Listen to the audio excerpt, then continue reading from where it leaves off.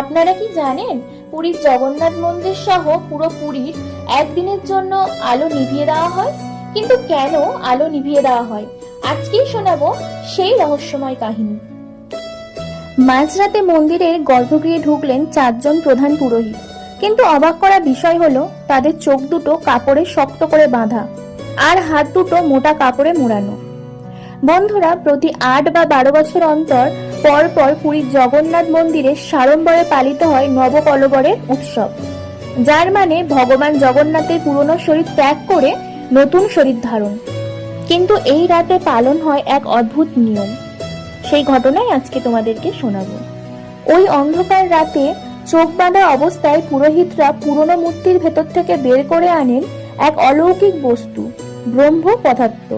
লোকমুখে প্রচলিত এটি আর কিছুই না, স্বয়ং শ্রীকৃষ্ণের অমর ও স্পন্দিত হৃৎপিণ্ড। পুরোহিতদের হাতে কেন কাপড় মোড়ানো থাকে জানেন?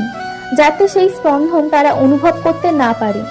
বলা হয় কোনো সাধারণ মানুষ যদি ভুল করেও এই ব্রহ্ম পদার্থ দেখে ফেলে তবে তার মৃত্যু নিশ্চিত।